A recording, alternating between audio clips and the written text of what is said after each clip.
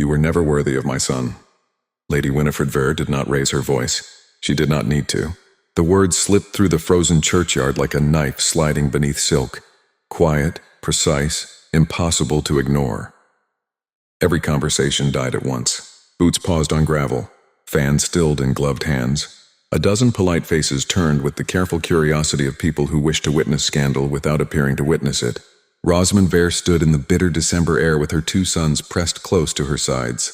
7-year-old Oliver gripped her gloved hand with the silent vigilance of a child who had learned far too early that adults sometimes smiled while doing terrible things. Little Frederick clung to her skirts, still young enough to believe the world was kind if his mother was near. Rosamond did not move. For 8 months she had practiced stillness. Stillness when the butcher demanded payment before cutting meat. Stillness when the landlord raised the rent without apology. Stillness when doors closed with gentle, polite finality. Stillness was armor. Lady Winifred stepped closer. Lavender perfume drifted through the frost. "You should have left the county months ago." She murmured softly enough that only the nearest listeners could hear. "But I wish to give you the opportunity to depart with what dignity you possess." Her pale eyes flicked toward the boys. "Now my patience is finished." Rosamond's fingers tightened around Oliver's. Across the churchyard, the vicar suddenly found his gloves fascinating. A pair of ladies turned their backs, whispering behind fans. No one interfered. Society rarely stopped cruelty when it wore good breeding. Lady Winifred leaned even closer. "When I am finished with you," she said calmly, "not a soul in Somerset will open a door to you." A faint smile curved her lips. "Not a schoolhouse. Not a shop. Not even a servant's entrance." The words settled over the frost-covered ground like falling ash. For a moment Rosamond felt nothing. Then slowly a memory rose unbidden. Arthur laughing across their small cottage table 2 summers ago. Arthur insisting his mother would soften with time. Arthur alive. He had been 29 when the fever took him. Young enough to believe he would always have time to settle his affairs. Young enough never to imagine leaving a widow with nothing but 2 children and a surname his family wished erased. Rosamond looked directly into Lady Winifred's eyes. "Good morning, Lady Winifred," she said quietly. Then she gathered Frederick into her arms, took Oliver's hand, and walked away across the frozen churchyard. She did not hurry. Hurrying would look like fear, and she refused to give that woman even that small victory. Only when the road curved out of sight did her hands begin to tremble. 3 days later, the letter arrived. Rosamond read it standing beside the narrow window of the single rented room above the harness-maker's shop. Oliver practiced his letters at the small table. Frederick slept curled on the bed beside the stove. Outside, the winter sky hung gray over Somerset. Inside, the solicitor's words tightened like a noose. Lady Winifred Vere and Sir Morton Vere were petitioning the county court for guardianship of Rosamond's sons. The reason was written plainly. Mrs. Rosamond Vere, recently dismissed from her employment, lacked the financial means to provide proper care for her children. The Vere family therefore sought custody to ensure the boys' appropriate upbringing. Rosamond read the letter twice, then a third time. Her hands remained perfectly steady. In England, a widow could lose her children if she could not provide sufficiently, if powerful relatives argued the case convincingly, if a judge believed wealth offered a better future than love. Lady Winifred had chosen her weapon carefully. Rosamond folded the letter. She sat at the small table and made a list. Possible employment, possible help, possible escape. The list was short. At the bottom she wrote 2 words. Westhaven Park. The estate of the Duke of Westhaven, Ardan Lennox. A man whispered about throughout Somerset with equal parts admiration and unease. Cold, brilliant, dangerously indifferent to the opinion of society. 2 weeks ago she had heard the Duke was searching for a governess. She had dismissed the idea then. Approaching the gates of Westhaven felt too close to begging. Now pride was a luxury she could no longer afford. That night she wrote a letter. The next morning Oliver carried it to the post. And 3 days later, a winter storm swallowed the Somerset roads. Rosamond had not meant to walk past Westhaven Park. The errand had been simple, collecting mending from the vicar's wife. But the snow began suddenly. Thick white sheets driven sideways by the wind. Within minutes, the road vanished. Cold soaked through her boots. Her left foot went numb. By the time the wrought iron gates of Westhaven emerged from the storm, she was shaking violently. The gatehouse windows glowed with warm lamplight. Rosamond stood before the iron bars, staring. Pride argued one last time with survival. Then her leg buckled. The world tilted. Snow rushed up to meet her. She landed hard against the frozen ground. For a moment she simply sat there, breath shallow, Mind clear. Oliver and Frederick are waiting. She tried to stand. Her body refused. Then the gate opened. Iron hinges groaned against the wind. Boots crunched through the snow. A tall figure emerged from the storm. He crouched before her, coat dusted white, eyes sharp beneath the gray sky. "Mrs. Vere," the man said calmly. Rosamond blinked up at him in confusion. "You know me? I received your letter this morning." The Duke of Westhaven studied her with cool, assessing eyes. Then he extended his hand. "Can you stand?" Rosamond looked at the Duke's outstretched hand. For one fragile second, pride tried to rise again. 8 months of fighting quietly for dignity did not surrender easily, but the snow was already melting through her boots. Her fingers had begun to stiffen, and somewhere 2 small boys were waiting in a cold room above a harness-maker's shop. She placed her hand in his. The Duke lifted her easily, one arm steady beneath her shoulder. There was nothing theatrical in the movement, no murmured comfort, no polite embarrassment, only strength and certainty. When she swayed slightly, he did not comment. His hand remained lightly at her elbow as though this had always been its natural place. "You're frozen," he said simply. "I will recover. I do not doubt it." The answer carried the faintest hint of something unexpected. Approval, perhaps. Snow whipped around them as he turned toward the gates. "Come inside." "I must return to the village," she said quickly. "My sons are alone." "They will not remain so." He spoke without looking back. "I will send a carriage." Rosamond hesitated. He stopped and faced her again. "Mrs. Vere," he said quietly, "you will not reach the village in this storm." The gray eyes studied her, calm and unyielding. "Allow me to solve the problem before it becomes fatal." There was no arrogance in the statement, only fact. Rosamond exhaled slowly. "Very well."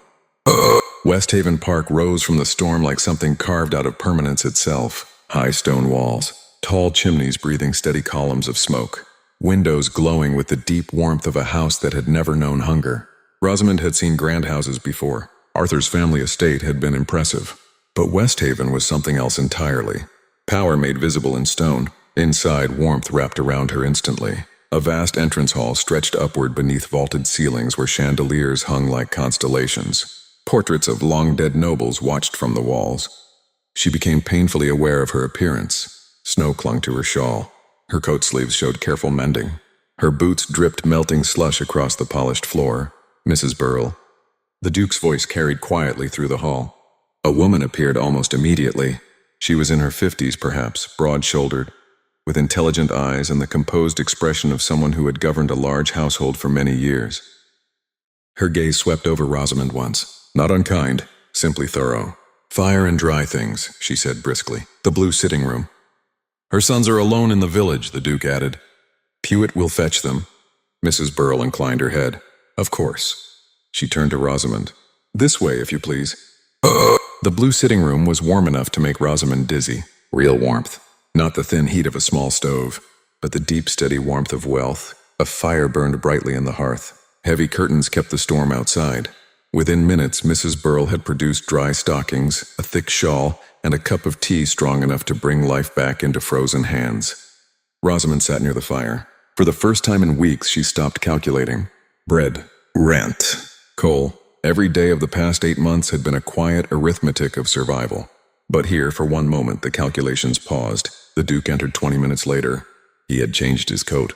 His hair, still slightly damp from the snow, caught the firelight as he crossed the room and sat opposite her. "You applied for the governess position," he said. "Yes." "Your letter was direct. I believed honesty would be useful." It was. His gaze remained steady on her. "You were dismissed from the village school." Rosamond held his eyes. "At the instigation of Lady Winifred Vere." The Duke nodded slightly, as I suspected. "And yet," he continued, "you still applied here." "I am qualified." A faint flicker touched his expression. Not amusement. Something quieter. Approval again. "My sons are 7 and 5, he said. "Their mother died 6 years ago." Rosamond felt something soften in her chest. "They are not badly behaved children," he continued. "They are lonely children." She nodded slowly. "I understand that very well." For a long moment he simply looked at her, not politely, not casually, but with the same focused attention she had noticed at the gate. "You have children of your own," he said. 2 boys. They would require accommodation." "Yes, that can be arranged." Rosamond blinked. Most governess positions forbade such complications entirely. You would allow them to live here? I have 50 rooms. His voice remained calm. 2 children will not inconvenience the estate. The matter apparently was settled. Just like that. She stared at him across the fire. The storm rattled softly against the windows. Why? She asked quietly. The Duke rose and walked toward the window, looking out at the falling snow. Then he said something she would remember for the rest of her life. Because, he said evenly, some doors should remain open. At that moment the carriage arrived from the village, and 2 small boys were being brought through the gates of Westhaven Park. The carriage arrived just after nightfall. Rosamond heard it before she saw it, the crunch of wheels over the snow-covered drive, the distant murmur of voices in the entrance hall. She rose from the chair before the footman even knocked.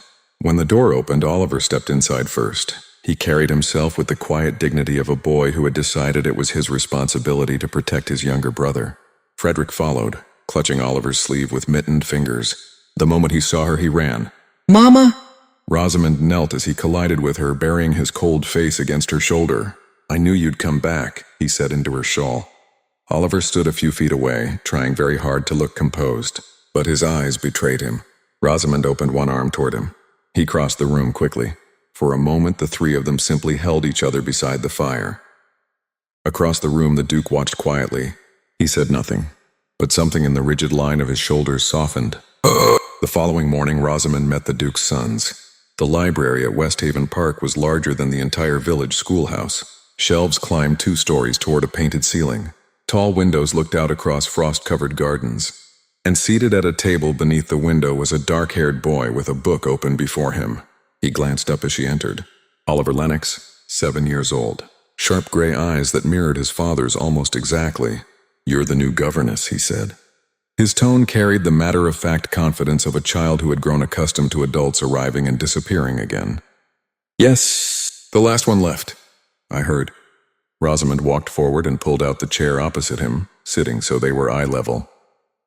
What happened? She asked. Oliver shrugged lightly. She said Frederick was impossible. Is he? Sometimes. The honesty of the answer almost made Rosamond smile. And you? She asked. What would make the position suitable? Oliver considered that with surprising seriousness. Then he closed the book slowly. Someone who stays. The words landed quietly in the large room. Rosamond held his gaze. I intend to stay. Oliver studied her for a long moment. Children had a way of recognizing truth long before adults did. Finally, he nodded once. Good, he said. Frederick is probably getting into something in the East Corridor. Within a week, the 4 boys had formed their own quiet alliance. Oliver and Oliver circled each other cautiously at first. 2 thoughtful boys measuring the strength of a possible friendship. Frederick and little Freddie required no such negotiations. They simply decided they liked each other and immediately began speaking in a language composed mostly of enthusiastic noises and questionable ideas. The halls of Westhaven Park filled with laughter, something that had apparently been absent for a long time. Rosamond noticed the Duke sometimes paused in the doorway of the schoolroom. He never interrupted. He simply watched, as though committing the sight to memory.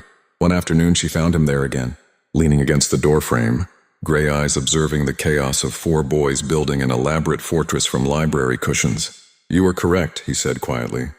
About loneliness. Rosamond looked at him. They are happier. Yes. He watched them for another moment. They have stopped waking in the night.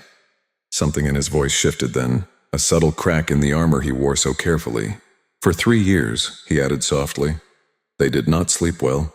Rosamond felt the weight of that admission, the quiet exhaustion behind it. You stayed, he said after a moment. It was not quite a question, but not entirely a statement either. She met his gaze steadily.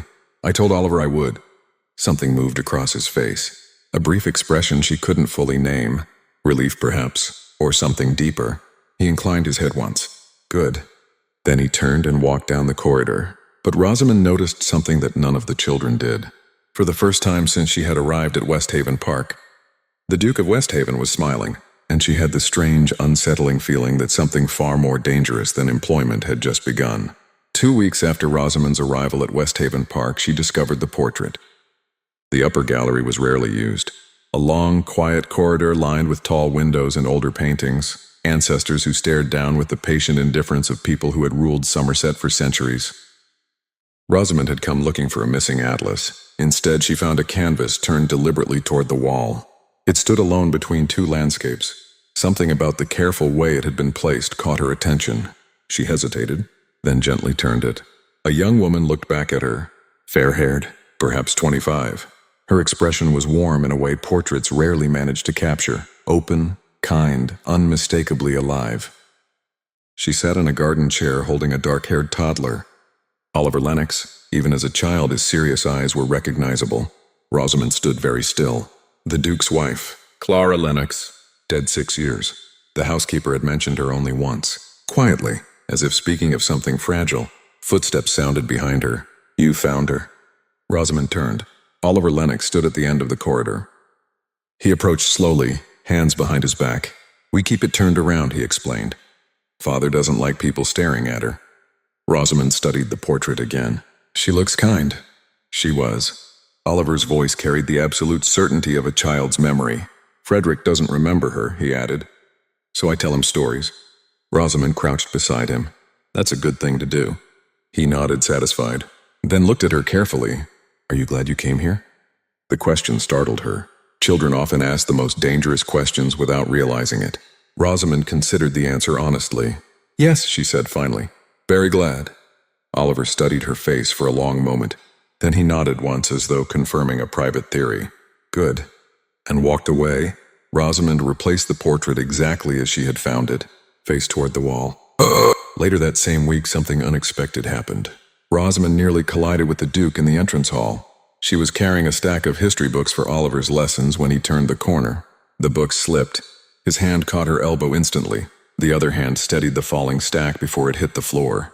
For a brief moment they stood very close, closer than either had intended.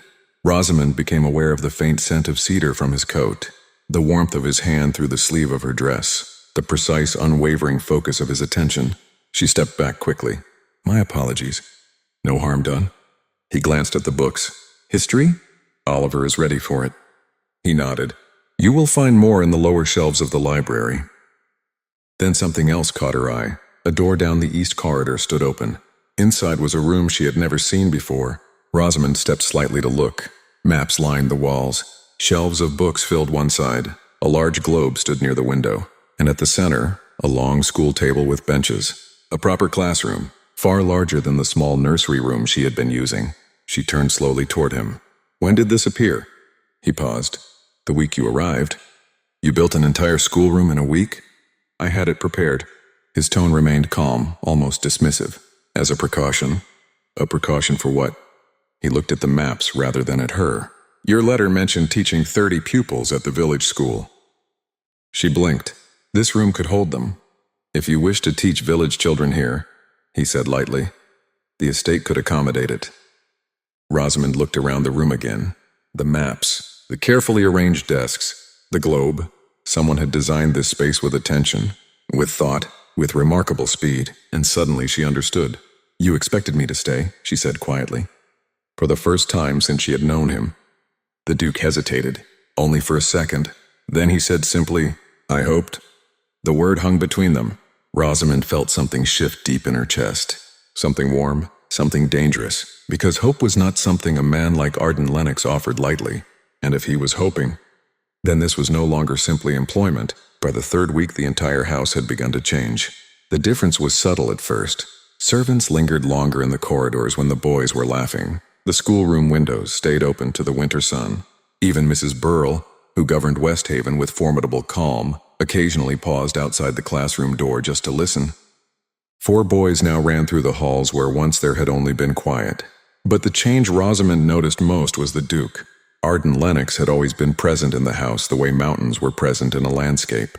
Solid, distant, impossible to ignore. Yet lately he appeared more often. In the schoolroom doorway, near the gardens, in the library at odd hours.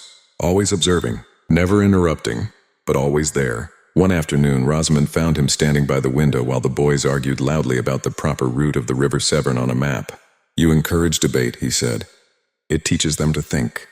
They seem to enjoy it. They enjoy being heard. Lennox watched them for another moment, then said quietly, "You have altered this house more quickly than I expected." Rosamond folded the map carefully. Children alter houses, she said.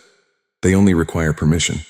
His gaze moved to her, and something passed between them that felt unexpectedly intimate. Before either could say more, a voice interrupted from the doorway. Well now. A man stepped inside the room with the relaxed confidence of someone entirely comfortable everywhere he went.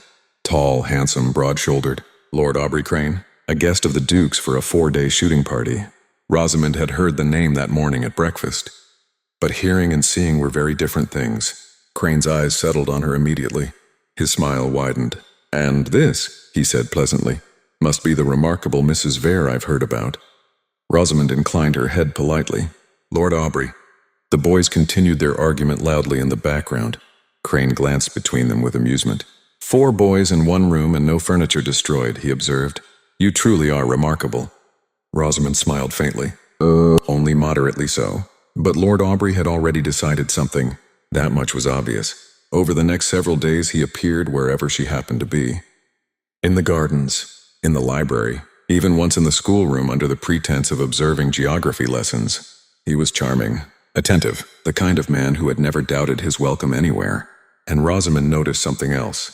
Every time Lord Aubrey approached, the Duke appeared somewhere nearby, sometimes only for a moment, sometimes long enough to exchange a few quiet words, but always present, watching. On the 3rd afternoon, Crane walked beside Rosamond along the winter garden wall. "I must confess something," he said lightly. "I did not expect to find the most interesting person in Somerset working as a governess." Rosamond looked at him calmly. "I assure you the village school once held 30 equally interesting people." He laughed warmly. "You see, exactly what I mean." Then his tone softened. "You deserve a far easier life than this, Mrs. Vere." She felt the weight of the words, because he was not entirely wrong. A widowed woman in her position rarely received such offers of attention, security, comfort, possibility. Crane stopped walking. "I intend to call on you when next I return to the county," he said. Rosamond hesitated. The answer that courtesy required hovered on her tongue. But before she could speak, she felt it. That strange sensation she had begun noticing lately. The unmistakable awareness of someone watching. She turned slightly.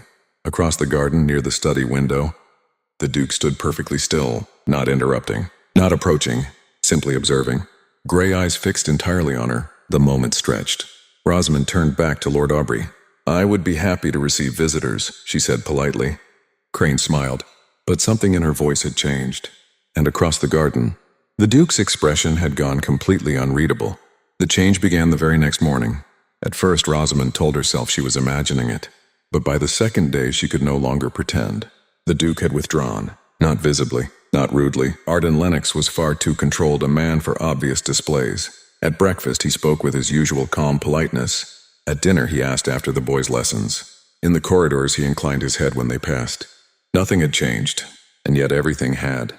The precise attention he had once given her, the quiet gravity of it, the unmistakable sense that when he looked at her the rest of the room disappeared, was gone. Now his gaze moved past her with careful neutrality, as though he had deliberately placed distance where warmth had begun to grow. Rosamond continued her work. Lessons, meals, 4 energetic boys who required constant supervision. From the outside, the household remained exactly the same. But inside her chest, something tightened each time she felt that absence. On the 4th evening, she passed the study door while returning a book to the library. Inside, she heard voices. Lord Aubrey's first, warm, easy. "You must admit she is remarkable, Lennox." Silence followed. Then the Duke's voice, low, controlled. "Mrs. Vere is under my employment." "Yes, of course, but she is also a widow, a woman free to consider her future." Another pause.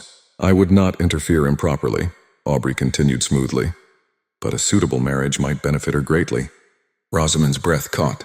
The Duke spoke again, and this time his voice carried something harder beneath the calm. "Mrs. Vere," he said slowly, "is also under my protection." The words landed like iron. Aubrey laughed lightly. "I assure you I mean nothing improper." "And yet," Lennox replied quietly. "You continue the discussion." The silence that followed stretched long and tense. Finally, Aubrey sighed. "Very well, I see your position."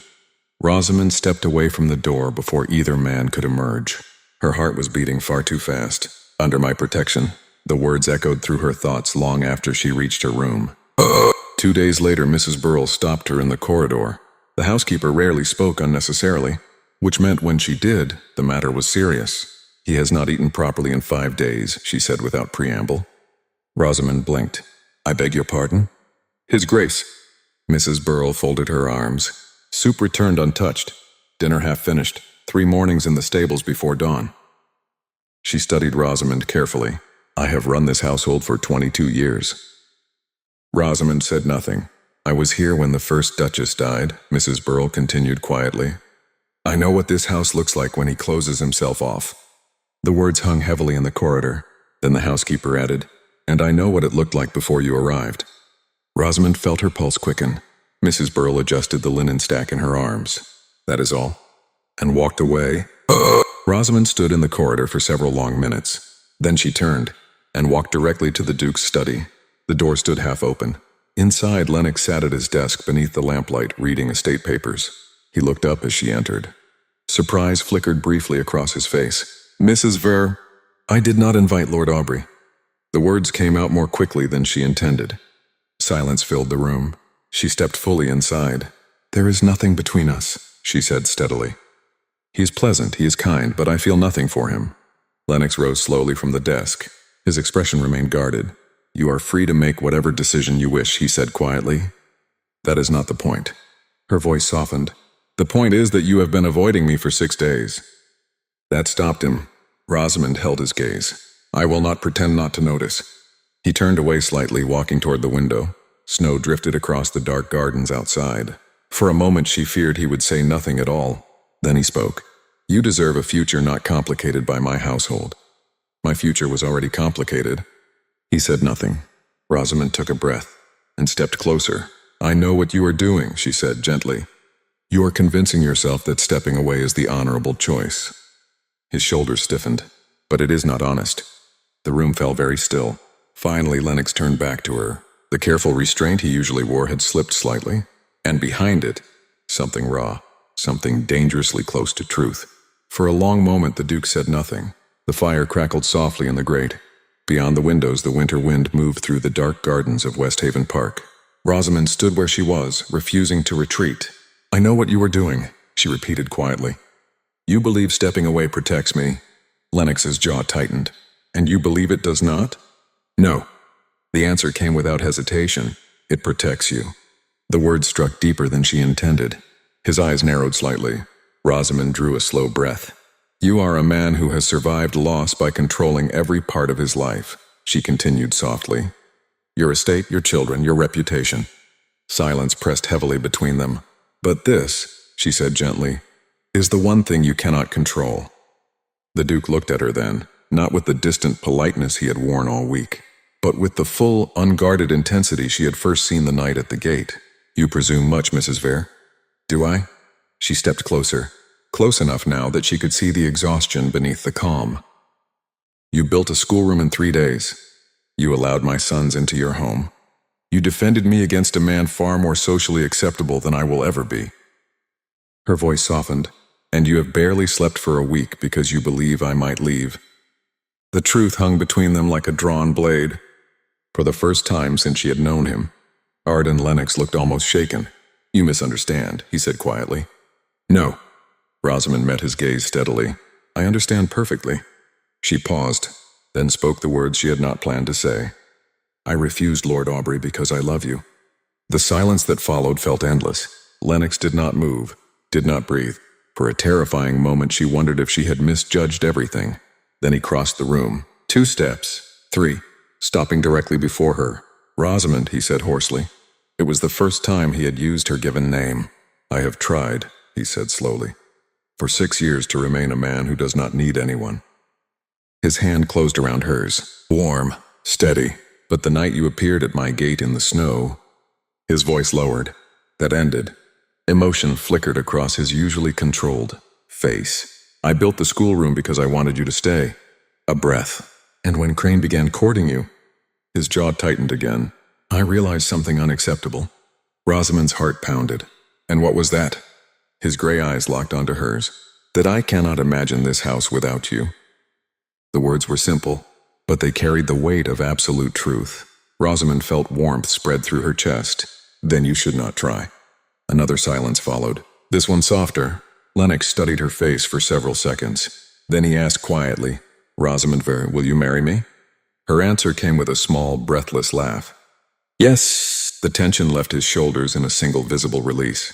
He pulled her into his arms, not dramatically, not desperately, simply holding her with the steady certainty of a man who had finally stopped resisting something inevitable.